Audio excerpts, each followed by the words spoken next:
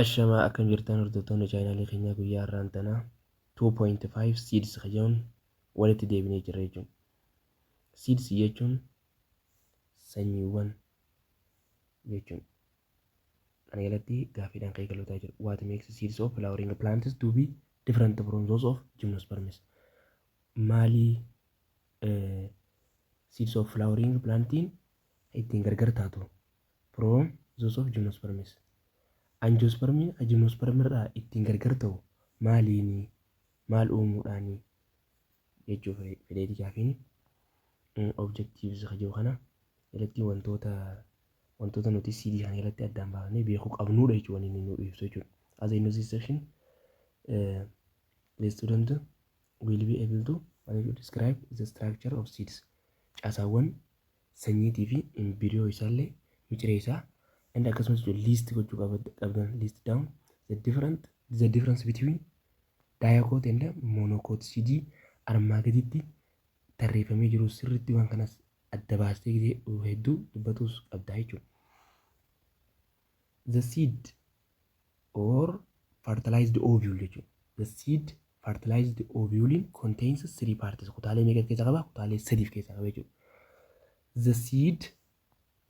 The seed sanyiin kun jechuudha embryo cotyledon or endospermii qaba. Cotyledonii fi endospermiin kun immoo reserve food illee ni jedhama. Reserve food illee ni jedhama jechuudha. Warra soorata kuusu. And seed coatii qaba. Bakka sadeen kanatti addaan baafnee ilaalla jechuudha. Inni feenyutti seed embryo, seed takkaffaan seed embryoodha. Lammaffaan cotyledon or endosperm or reserve food kanallee jechuudha. And reserve foodiin cotyledonii fi endosperm illee keessatti qabatudha jechuudha. Isaan lamaanuu cotyledon or endosperm and seed coatii sadaffaan seed coatiidha jechuudha. Qola sanyiiti jechuudha. In angiosperm jechuun kun immoo flowering plants jenneen. In angiosperms the seed is additionally seediin dabalataan maal qaba? Covered ni haguugama jechuudha by the fruit. Maal qaba jechuudha? Firii qaba jechuudha. Sanyiin as keessatti maal qaba? Firiidha qaba jechuudha. Kanaafuu it is called covered seed. Covered seed illee ni jedhama jechuudha. Covered seediin kun immoo as opposed inni kun immoo gargar jechuudha. Takkaawwamoo ni faallessatu to the naked seed of gymnosperms. Gymnospermii kana sanyii gymnospermiidhaa kana ni faallessa jechuudha. Kanaan irraa gargar ta'a jechuudha. A naked seed has nothing on except its own seed coat. The seed embryo in turn consists of micireen sanyiidhaa tungaa in turn consists of the radicle. Radicaliif keessa ni qabdi. Radicaliin tun immoo gara fuulduraatti maal ta'u teessi? Tokko jatti future rootidha jechuudha. Hidda gara fuulduraatti ta'u teessi jechuudha. Epicotyl, hypocotyl and the plumule jechuudha. Plumuliin kun immoo maal ta'a gara fuulduraatti? Future shootidha jechuudha. Future shoot dhiyoon tana ilaallee jirra gaa. Mukti tokko yoonii fi amma fageenyaa fi tuni yoonii fi lafa taate mukti tokko asiin ol baatee yoo asiin akkatti kan jiraatu taate asii gaditti yoo bifa ruutiitiin kan jiraatu ta'e asiin lafa kanaa olitti kan argamu immoo maal jenneen shoot jenneen jechuudha. Shoot jenneen jechuudha. Kan yeroo itti argamu san shootidha jennaan jechuudha. Cotyledon and endosperm are food storing tissues. Cotyledonii fi endospermiin are food storing tissues. Tissuuwwan soorata kuusanidha jechuudha. Essential for the seed embryo. Amma asii barbaachisaadha jechuudha. Maaliif? Seed embryoon kun immoo gara fuulduraatti maal ta'a jenneen? Seed embryoon gara fuulduraatti maal ta'a? Future plantidha. Future plantidha jechuudha. Gara fuulduraattis seed embryoon micireen sanyiidha. Gara fuulduraatti maal ta'u teessi? Biqiltuma ta'u teessi jechuudha. Plantii. Until it forms haga inni uumutti. Maal uumutti? Baala uumatutti jechuudha. And starts manufacturing. haga inni eegalutti jechuudha oomishatu maal its own food soorata mataa fi haga inni oomishatu eegalutti jechuudha. Indoospermii kootiliidanii fi indoospermii kanaatiitu akka food storingitti isaan tajaajila jechuudha. Haga inni baala baafatutti jechuudha. Baala baafatee baala inni gizee baafate baalli sun immoo biqiltuun suni baala sanii fayyadamtee aduuttis fayyadamtee maal qopheeffatti soorata mataa fi qopheeffatti jechuudha. A seed of angiosperms. A seed of angiosperm. Sanyiin jechuudha. Angiospermiidhaa kun flowering plantiidhaa kun may have one cotyledon. Tarii maal qabaachuu danda'a? Cotyledon tokkee ta'uu danda'a. Or monocotyledon kan jedhu. Cotyledon tokkee ta'uu danda'a. Or two cotyledons. Takkaammoo cotyledon lamee or diacot fayyadamnu kana diacot illee ta'uu danda'a jechuudha. Fakkeenya cotyledon tokkee fi fakkeenya cotyledon lameeti ilaallutaa jechuudha. Fakkeenyi cotyledon lameedhaa gaa isa kana kunoo epicotyledon isaallee kunoo gubbatti argamu kana hypocotyl radicaliin kun gara boodatti maaltu ta'in ruutii haa ta'u taa'u hidda ta'u taa'u akkasumas cotyledons seed cotyledha jechuudha. Cotyledonidha. Cotyledonsiidha jechuudha. Maaliif cotyledonsiidha jeeni lama cotyledoniin isaa lama waan ta'eef tokko kana tokko kana jechuudha. Kun immoo tokkuma qofa qabu cotyledoniin tokkuma qofa qaba jechuudha. Seed coatiin immoo isaa akkanatti haguugee argamu kana jechuudha. Seedii sana haguugee argamu kana jechuudha. Fakkeenyi cotyledon lamee takka immoo daayakotiidha. Eenyu biinidha jechuudha. Biinidha jechuudha. Fakkeenyi immoo cotyledon lameedha takka monokotiidha. Corn or mayiidha jechuudha. Boqqolloodha jechuudha.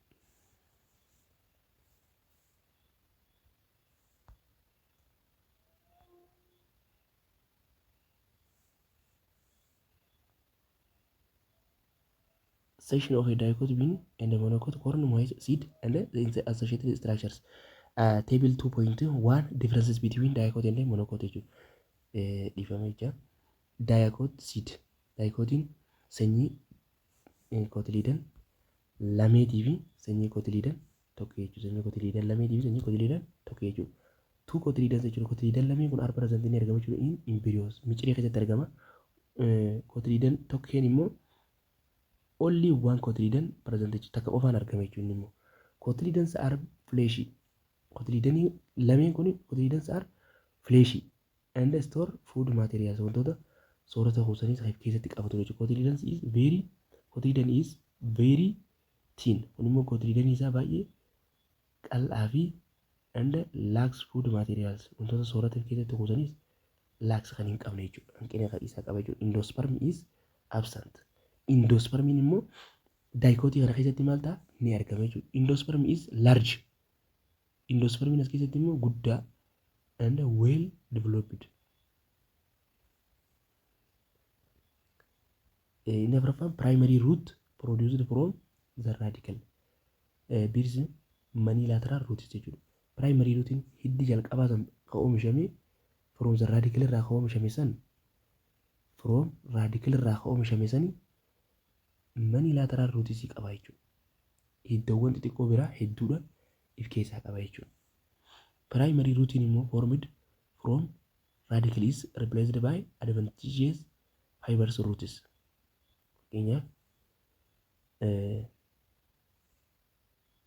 Fakkeenya primary rootidha. Primary rootiin hiddii tokko yoonii fi akkanatti kan jiraatu asii walitti biqiltuun takka haa jiraattu. Akkana gad deemu kun maal jennaan primary rootidha. Primary rootii kanarraa immoo hiddi deemu manii lateral roots qaba jechuudha. Manii lateral roots akkanatti hiddoota biroo kana kan qaqqabudha jechuudha. Adventitiousiin immoo adventitious bakka jiru kanatti immoo adventitious fakkeenyaaf kun immoo biqiltuu takka yoonii fi taate quttumtachii yoonii fi taate hiddi isaa adventitious kan ta'e jechuudha. Akkanatti irramaa isirraa kaka'ee dachiitti qaqqabsanii jechuudha. Kanatti aansuudhaan gaa 2.6 seed dispersal and germination kan jedhu walilaa jiru. Faca'insa sanyii seed dispersal jechuun faca'insa sanyiitii fi germination mutaa'uu sanyiidha jechuudha. Objektiifiin kanaa jalattis wantoonni nu barsiisu kun bifa sirriitiin akka nuti isaan irra xiyyeeffannee qabannuuf nu gargaara jechuudha. Relate nature of seeds with mechanism of dispersal explain the process of seed germination and akkasuma conduct experiment that demonstrates the germination of seed jechuudha. 2.61 seed dispersal hajau kana jechuudha. As a beginning jalqaba jechuudha unit 2 irratti under section 2.1 jalatti you have learned baratnee jirra that plants are seasonal biqiltuun maal ta'u biqiltoonni siiliidha jechuudha or fixed at one place bakka tokko dhaabbatanii turan jenneeti laallee ture haa biraa jennu malee plants at their seed stage display long distance mobility maal biqiltoonni soorata isaanii long distance mobility and do so with the help of seed dispersal agents. Soorata isaanii plants at their seed sanyiin isaanii immoo biqiltoonni maal sanyiin isaanii bakka hedduudha deema jechuudha. Iddoolee adda addaa deema. They do so with the help of seed dispersal agents. Sababa maaliitiin?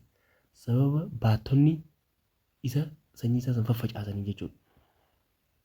Long distance deema jechuudha. Fageenya dheeraa bakka hedduu ta'e sochii hedduu dheeraa ta'e godhan jechuudha. Seed dispersal kun is an adaptive mechanism of plants that ensures seed will be separated from the parent plants. Parent biqiltuu sanirraa jechuudha. Biqiltootarra distributed haraasuma over large area to safeguard jechuudha. Haalaan faffaca'anii takka raabsamanii distribute ta'anii faffaca'anii jechuudha. The germination and the survival of the seeds to adult plants. Thereby kun immoo minimizing xiqqeessuuf gargaara jechuudha. Overcrowding at one place. Akka isaan bakka takkatti hin heddummaanneef isa gargaara jechuudha. Dispersal ta'uun kun jechuudha. Faffaca'uun isaa jechuudha. Seeds can be dispersed. Sanyiiwwan jechuudha dispersed ta'an. Sanyiiwwan dispersed ta'an. Maaliin dispersed ta'uu danda'an faffaca'uu danda'an animaaliidhaan, windiidhaan, watariidhaan jechuudha. Bineeldonni oofuu danda'anii bubbeen oofuu dandeessi watarii bishaan oofuu danda'a. For instance kanaafuu jechuudha. Fresh fruits that have seeds in them can be ingested. Biqiltoonni lallaafoo ta'an ni liqimsaman. Maalii liqimsamanii? By birds simbirroodhaan illee liqimsamuu ni danda'an jechuudha. Due to the hard seed coatis sababa maal ta'aniif jechuudha. Hard kootii waan qabaniif jechuudha. Kootii qola jabaatii waan qabaniif jechuudha. The seeds escape digested. Siidiin kun immoo jechuudha ni milqeetuma dabre jechuudha. Daakamiinsa garaa keessatti gaggeeffamu san jala are dropped ni ufte at a distance upon defecation jechuudha. Bifa udaaniitiin jechuudha bakka biraa geessitee buuftee jechuudha simbirroon. Seeds that have additional hairy or winged structures can be dispersed by wind or float. Maaliif akkasumas faffaca'uu danda'a jechuudha. Windiinis flootiinis jechuudha lolaadhaan watarii keessa jiruun and taken away to a new habitat akkasii fuudhamanii bakka haarawaa geeffamanii jechuudha. Bifa kanaan fuudhamaniiti bakka haarawaa geeffamuu danda'anii jechuudha. 2.6.2 germination of seed jechuudha. Germination of arraa irraa qabaatu qaba. Germination of seed jechuudha. Germination of seed arraa irraa qabaa jechuudha. Germination of seed. The life of a flowering plant starts. Jireenyi biqiltoota daraara qabeeyyii onni eegala jiru with a teeny seed jechuudha. Baay'ee teeny seed embryo that stays dormant. Maal ta'etti tura jechuudha. Stays ni ta'a dormant. Riphisee tura until the essential conditions for active growth. Hagamitti tura jechuudha. Aga haalli mijataan tokko isaaf dhufutti jechuudha. Active keessa godhu are fulfilled isaaf guutamutti jechuudha. Haalli mijatee isaaf haga mijatee isaaf guutamutti jechuudha. The reception of active growth jechuudha. Eega turiinsa san taa'ee boodarra immoo active growth guddina isaa kanaaf ni deebi'e embryoon after a period of dormancy is known as germination jennaan jechuudha. Erga turiinsa san boodarra immoo gara mutaa'utti deebi'ee booda maal jennaani germination jennaan jechuudha. There are three essential conditions. Haalawwan barbaachisoo ta'an immoo sadiitu jira jechuudha for seed germinationidhaaf jechuudha. Seed germinationidhaaf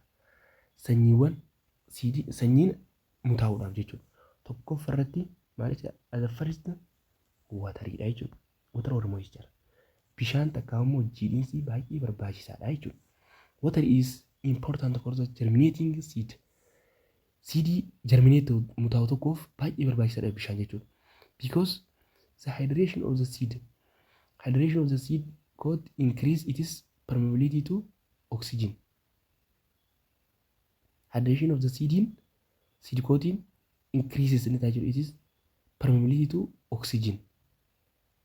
Akka oxygen isa keessa dabruuf jechuudha. Water is essential. Watariin kun akkasuma barbaachisaadha jechuudha. For the enzymatic hydrolysis of organic food. Watariin kun baay'ee barbaachisaadha. Enzymatic hydrolysis. Enzymiiwwan hydrolysis ta'anii jechuudha of organic food and acts as agent of transport. Akkasumas baattota daddabarsoo ta'anii jechuudha. Translocation of soluble substance wantoota bulbuloo ta'anii jechuudha. Oxygen lammaffaa irratti kan barbaachisu oxygenidha jechuudha. Oxygen or aeration jennaan. Oxygen is necessary for aerobic respiration. Aerobic respiration baay'ee barbaachisaadha. By which the seeds get energy for the growth of the embryo jechuudha. Seediin kun energy argata jechuudha. Humna argata. Guddina miccireetiif jechuudha. Akka humna argatuuf isa gargaaraa jechuudha. Oxygeniin kun jechuudha. Temperature. Sadaffaan temperature. Temperature ol hubamis. Takkaa ho'allee ni jiran jechuudha. Seeds require ni barbaade jechuudha. Optimum temperature. Temperature ol aanaa ta'e barbaade jechuudha. For germinationidhaaf mutaa'uudhaaf jechuudha. Ho'a baay'ee barbaachisaa. Ho'a ol aanaa ta'e isa barbaachisaa jechuudha. Ho'iin isa ni barbaachisaa jechuudha.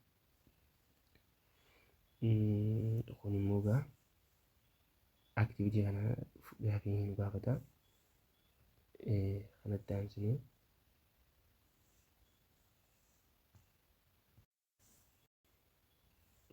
egaa germination seed yoo kana kan waliin ilaallu ta'an maasiisi. Germination seed. Germination seed kana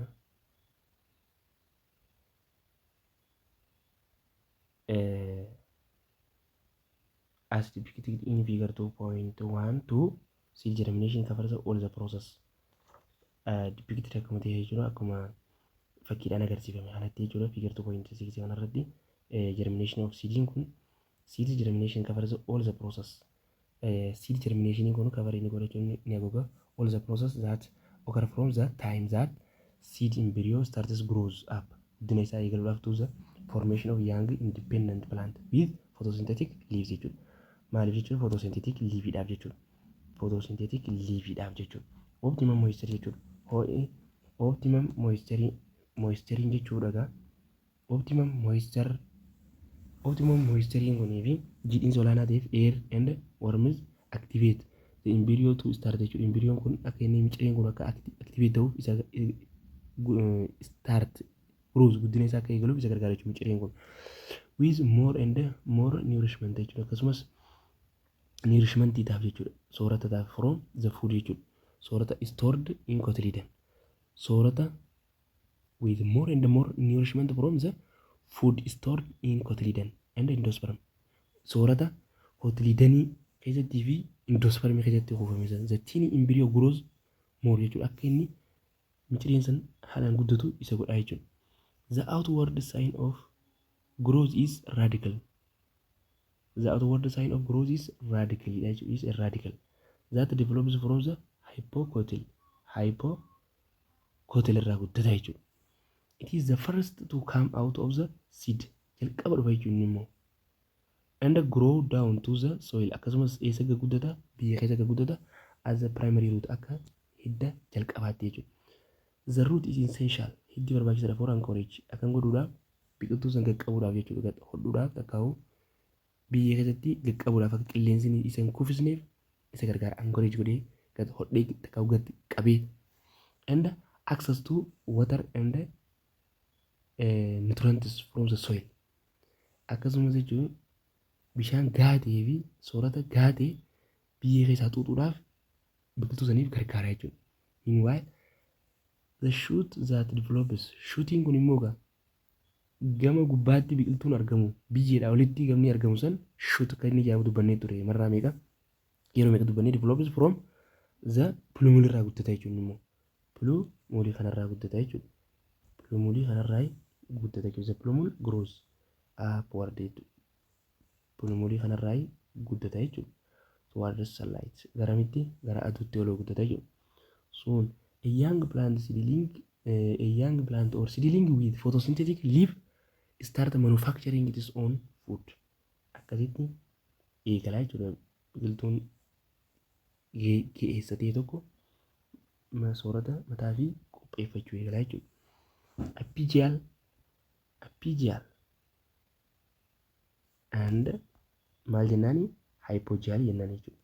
Biqiltuu kanarraa hypogealii fi epigealii adda baafnee fakkii kanarraa hubachuu dandeenya jechuudha. Epigealiin kun meewaayidaa barreeffamaan dura haala dubbisnu mee wajjin. It is the position and the fate of cotyledon which differentiates hypogeal germination from epigeal germination. Akkam jedhee in epigeal germination kana keessatti epigeal germinationiin kuni the cotyledon is pushed. Cotyledoniin pushed inni dhiiba jechuudha. Inni dhiiba up to become garamitti gara oliitti ol dhiiba jedhe. To become the photosynthetic surface of the seedling by the elongation of a region of the embryo. Gara oliitti olii wajjin ol dhufeeti irraa bu'aa jechuudha boodarra. Maaliin isaa? Cotyledoniin isaa san jechuudha. In hypogealii keessatti immoo hypogealiin kun immoo germination the cotyledon. Hypogeal germination keessatti the cotyledoniin remains. Cotyledoniin ni hafa. Under the soil biyyuma keessatti gad hafa jechuudha. Biyyuma keessatti gad hafa. Fakkiidhaan ilaalluudha.